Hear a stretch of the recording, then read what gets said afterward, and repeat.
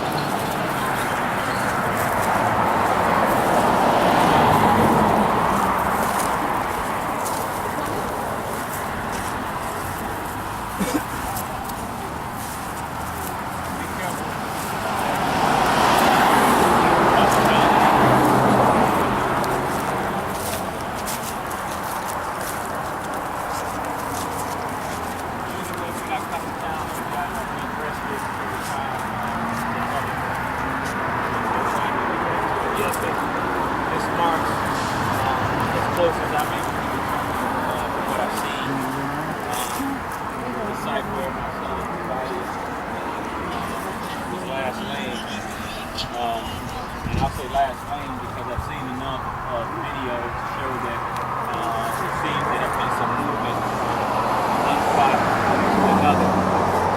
But that gets to the whole story of the murder and the cover-up that's I have tried to address this around my son's death here.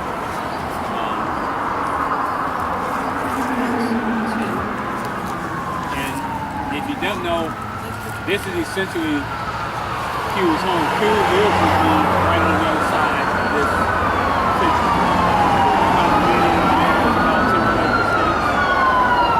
And he was living there with me at the time that he was executed by police.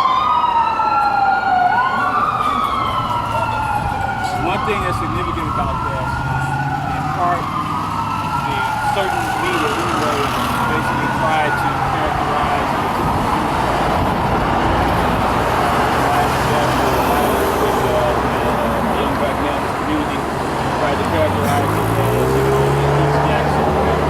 That's significant because this is a place that when you talk to most folks around, especially most black folks, the first thing they'll tell you, well, I thought only elderly, or retired white folks did. Because mostly that's true. I'm not sure I met more than one other black family that decided to go there. And the significance of that is, just like with Trayvon, there's some folks who question, okay, well, what was he doing here? Did he belong here? What I know from some information that I have, found afterwards, there was some allegation by management that he didn't belong here. And I said, I've been living here with me. We've been there for pretty much, I think, about half a year at the time. And both myself and my son have been seen by the manager numerous times walking. So that shouldn't somebody. But my son was dressed, as like his peers do. He had a hoodie on. He didn't just straight up sad, but he had a bag of candy. But my point is, this was home. Just about right on the side of that fence was Q, so that's being Q. Q was 20 years old at the time. Q was very much into video games, very much into anime, that kind of thing. He was actually studying to design computer video games. He had just recently joined a new online program with MIT, and he had just started studying in that. My son was purposeful in that sense, and that was his love. I mean, it was hard to kind of pull him away from that. And otherwise, Q was largely a homebody. Q wasn't someone that was out very much. So, I mean, certainly Q was not, hanging out in the streets. He had no gang affiliation. There were no criminal. There was no criminal history. to speak of or anything like that. And I say basically my son was he was very intelligent, very much to himself. Cinque was a very, very kind young man too, very generous and unassuming. You could hardly give Cinque anything. You know what I mean? As a parent, it was ideal. I didn't have to worry about, getting the latest Nikes and the latest gear and all of the latest technology. Basically, if he had his video games, he was happy, and then otherwise he kind of liked to get stuff for himself. If you asked him, what you want, I mean, you never get anything out of him. That was cute. He was not materialistic in that sense. But what we know is, as I said, Q took his last walk down this way. He was coming this way. Apparently, officers have been called. Apparently, it was something, claiming an allegation within the compound at some point. And as he's walking, a car pulls up. Cinque continues walking, and actually, you can see this in the video. There's now in terms of what they have out there now, what they put out finally. Well, our story is and we've always maintained, and we can demonstrate and have demonstrated that video is not an accurate depiction of the event. What we also have reason to believe that was not the only event. There was more than one encounter here on that day. But even with that, as the car pulls up, the Cinque is actually trying to continue on. So right away, that's a contradiction with the spin that was put on it at first, that a car pulls up and Cinque immediately attacks. Didn't happen. Even the video shows that. Of course, now he hasn't been. What you see mostly now, what you can find online, is basically something that's even a shorter edit that just goes right to what seems like an immediate altercation. But we do know this. We do know that the officers were armed with tasers, which were an option. We do know that there was an altercation. And I look at that as this. I have good reason to believe that my son probably had reason to fear for his safety, which is what the officers typically claim. And if, as the case, as we have reason to believe, there was some history or some altercation prior, all the more reason that Cinque was probably in a posture to defend himself. Like I said, he was trying to move on. That much is clear. He was trying to move on. He was not trying to engage the officer. Clearly was not. What we also know is this, and this came forth very shortly afterwards. We had witnesses come forth. We didn't seek these people out. I certainly didn't even know them. But they told us right away that the officer that was pictured and named as the shooter, Bond, was not the one who fired the shot. Right away, we know we're dealing with a cover-up.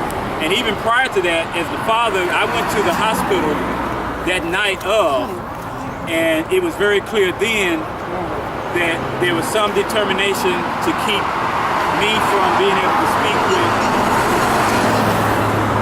privately with medical personnel. The police blocked that, and I mean they were like a gang in the hospital. They came in, they cut me off, they headed me off. I was with the receptionist. They got in the receptionist's face, and I was telling the receptionist like I was trying to steal something from her. That's how she backed off of me, and that's how sudden it was. They did not allow me the ability to have to converse with medical personnel. They stayed in their face, basically as an intimidating factor, a message, back off, don't say anything, don't tell them anything. That's what I encountered that night. I also was told, basically, that my son had been shot in the chest. I don't know until the next day. I do the footwork, go down to EMT, because there's a doctor in the family, and I was asking him about that, and he said, go get that report. It was then that I found out my son was shot in the back. And here's something else. Even to this day, we had a press event yesterday, and there's a write-up about it today in the Sun. But even to this day, the media seems to be bent on not mentioning the fact that my son was shot in the back. we have the coroner's report, we have the EMT's report, but for some reason that's something that they seem reluctant to mention, whether I'm talking about WDJ, the local paper, or any of the other, online kind of news services here. They do not mention that, and that is a fact. And it's a significant fact because even in the video that you see that they have edited and they have on now, you have to question how you get such an angle in where the bullet entered from what you see when you hear the shot in that video. So like I said, we have had many questions and we tried to address that. Where we are at this point, like Brother Ellison and many others, yeah, we've encountered those shenanigans with legal counsel to where basically we had to file our case ourselves, and at this point the dismissal of that case is pending. Suddenly, and it's curious that as we started to publicize these events related to this, suddenly there was a move to dismiss, when only a week before that the defense had even made a motion to set a trial date. But what we know that they fear and what their intent on blocking is what we can expose, and we can expose a lot. Like I said, we can already demonstrate that what they are offering as evidence in that video is inaccurate. We can demonstrate that their own statements are inconsistent with their own video. The court did not allow us to enter those as evidence. We tried. They denied that, and they're denying Q at this moment his day in court. That's what we are continuing to fight for, to the extent that we're looking to appeal and also pursuing further action. But just no more about this year. Like I said, this is an approximation. I can tell you what we saw. What we saw on the original video, and I watched this several times, with the disinterest that I had to kind of gather, because this is my son I'm watching being executed on film, and I watched several times. And just as I did for Brother Ellison, I'm going to show you what that video shows. Somewhere approximately in here, and that may not be the exact spot, but this is the position that my son was in. This is Cinque, right here. In a position that you have seen, it's not unlike when a policeman will order you down, extend your hands out or up or whatever. This is where Q was, clearly in the video. And there is no one not nearly approximately as close as any of you are to him. But what we see while he's down here is an officer eventually approaches from a distance. His gun is drawn. Another officer's voice shouts, "He's got it." Now keep in mind, my son is down. There's nothing in his hand. The most he does before they shoot him is this is kind of like this, as if he wants to get up.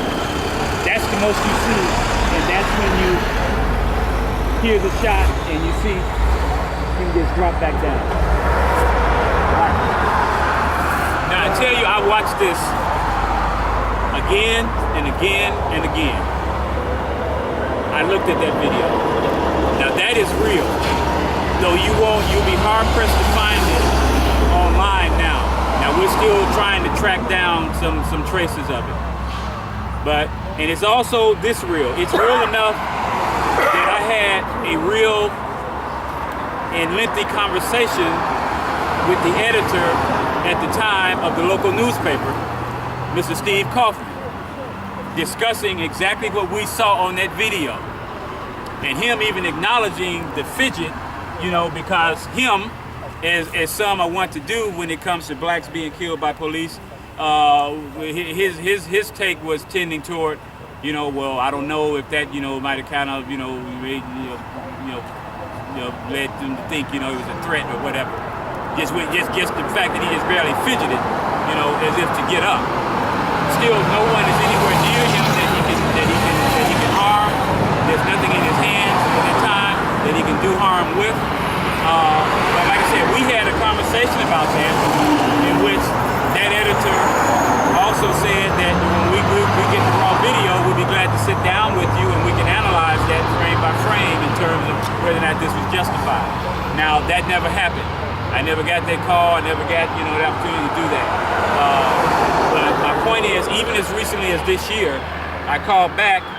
Steve Kaufman, editor of Jackson Sun, acknowledged that video and that conversation. He remembered and acknowledged it right away. So this is my question, particularly to the media, but even more so because it raises a question. If you know and you see two different videos that give you two different outcomes, how can you not raise a question about that, particularly if you are supposedly representing the public interest and the news interest in the community? You got two different outcomes, and never a question was raised in the local media about that, whether we're talking TV, radio, print, nothing. So that's what we were left to go around and just basically gather what we could gather from them. And like I said, we have enough that even we, not legal professionals, can demonstrate the problems with what they are trying to represent as the truth, because we know it not to be.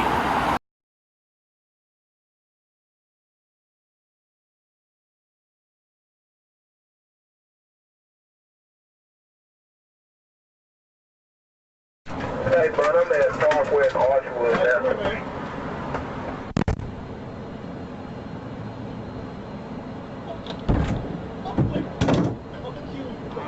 Shut the fuck up! Shoot me! You got a knife, bro! Radio, shot fired, standing EMS, radio, shot fired.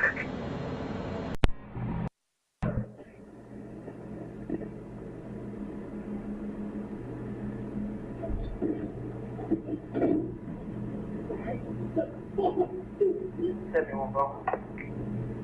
You got a knife, bro! Hit me one, bro.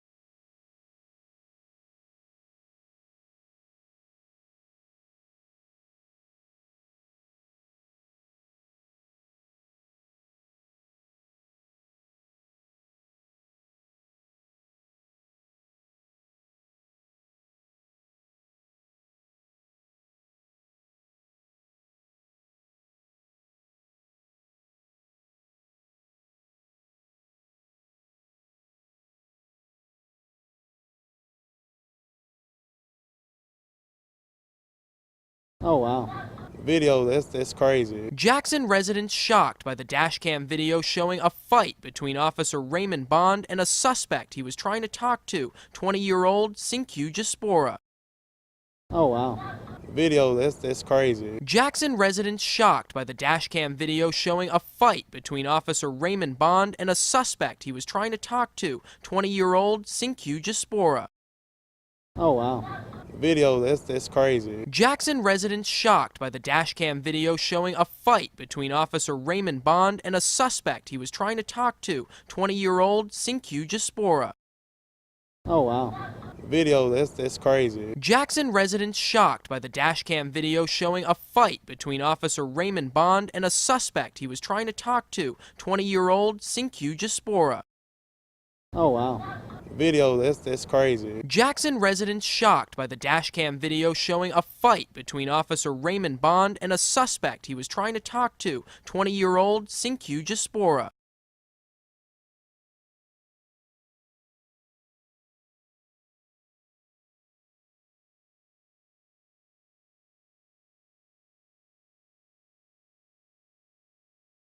And what we're just seeking, what our fight, continued fight is about, is just a day in court, something that you would expect as a simple facet of our system of jurisprudence. If we have one, at all, that's what we're being denied.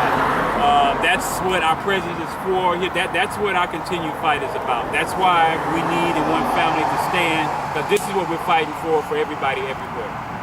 If they can get away with this, basically they can get away with it. And what Q's case holds for a lot of the others, it's a good indicator of what's happening with this video that doesn't get released for a significant period. Despite the fact it should be available the next day. Really, it should be that soon. But when they're hanging on to this video, trust me, they have an interest in hanging on to that video. We didn't see video for months after Cinque was executed here. So that was plenty of time to do a whole lot of things with some video. But like I said, this is, as far as I'm concerned, and I have said, everywhere our loved one's blood has been shed, is on the streets, that's sacred ground for us. And our blood is everywhere. My blood is in St. Louis with Michael Brown. My blood is in Linden with Derek Brown, and with every one of these families here. And I say that to say this, because there are those who, at first, and especially if our numbers were greater, the first thing they want to say is they're bringing these outsiders in, to stir up trouble or kind of make us look bad. Well, first of all, none of us is outside of any of these. Says Latoya, where your son fell, that's my home, that's my blood. None of us is an outsider wherever we go. This is our family. This is our blood. Everywhere is spilled. So we are part of everywhere and everyone where our blood is spilled, or where we stand, or where we go to stand with each other. And that really needs to be understood, because that is the kind of thing that will get thrown at us everywhere we go. And especially if we do anything more than just kind of, stand up and look sad, do a vigil. We speak up, we demonstrate, we call people out, whatever, we're going to get called out as outsiders. Nobody's an outsider. I'm not an outsider anywhere. And no matter when I leave Jackson, I'll never be an outsider here. Because my son's blood is here, and that's my blood. And I don't consider anybody here an outsider. Everybody here is home. We are family. And this is a fight that we have to fight wherever home is, wherever our loved ones have fallen. And I say that, I stress that, that's something to keep in mind, because I see how frequently we get accused about being outside agitators and so forth. Like I said, we lived here.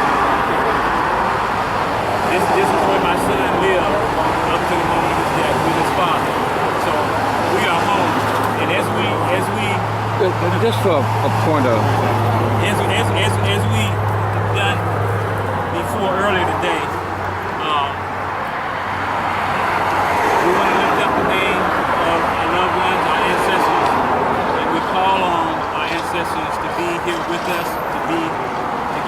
favor in his efforts, and as we go forth,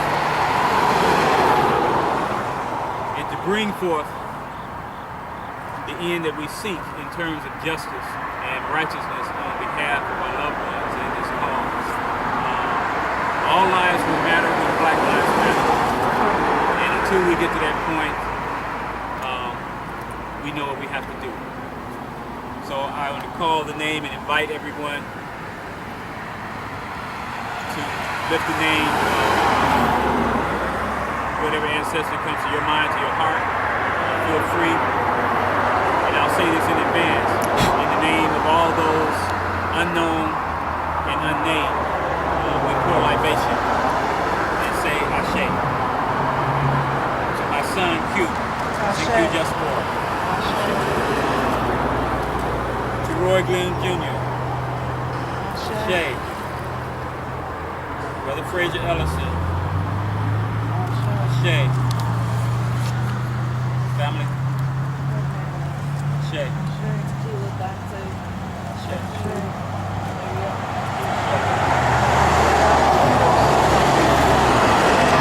Mark Simmons.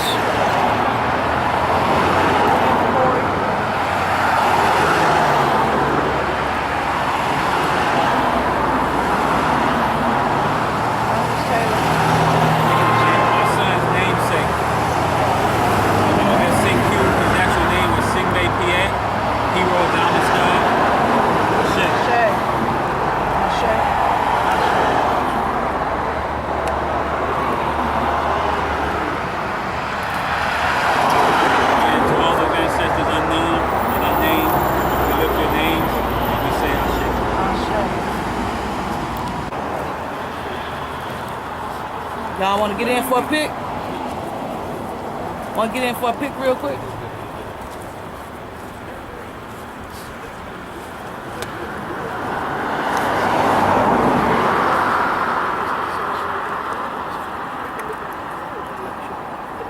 Waiting on the court.